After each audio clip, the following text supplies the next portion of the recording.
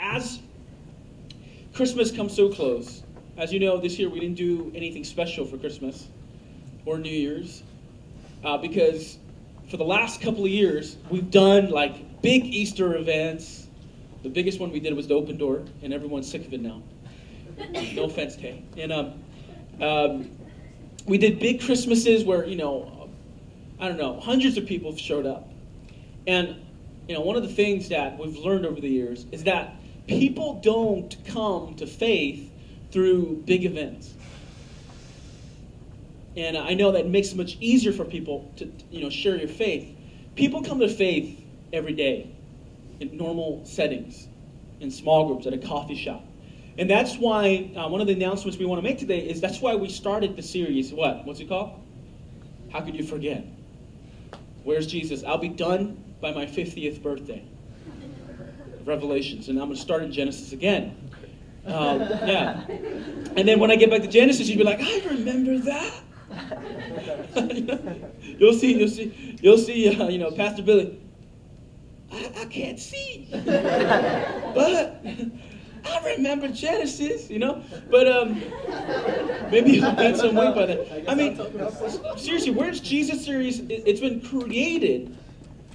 Let me tell you, we started when, this church 2 years before we launched 180 as a name when we were ANC.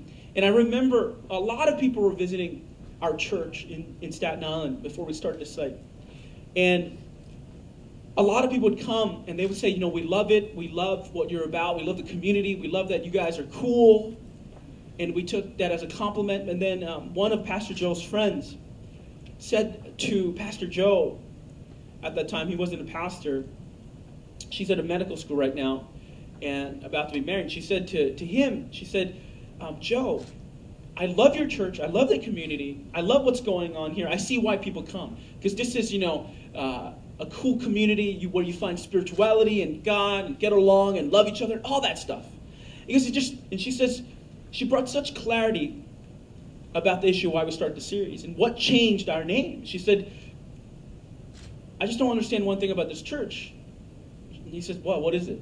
She goes, how do I get to know Jesus better? And then Pastor Joe came to me and said, that's what she said. And then literally like something broke in my heart. I'm like, what the hell are we doing? Where seekers are coming and the first question they ask, they love everything we do, but how do where's Jesus? She was asking, where's Jesus? And then when that hit me in the heart, I realized that we were, euphemizing Jesus. So that it's not as offensive. So that we could be more broad.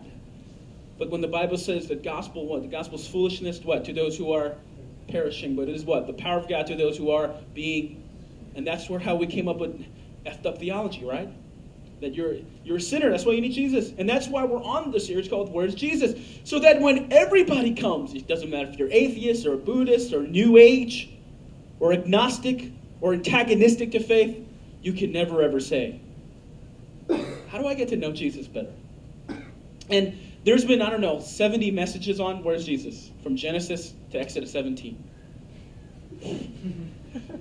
And we'll continue on next week. But there's subjects on Where's Jesus series on YouTube, on HD file, on every single topic you can engage in skepticism to atheism, to all kinds of stuff.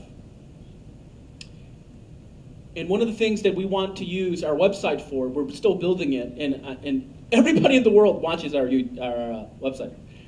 It's time for us to begin to use that as the platform for the Verge evangelism thing, telling people about faith. You can send any topic in the 70 messages we have on Where's Jesus and start a conversation. And just go, hey, you don't want to come to church, just listen to this.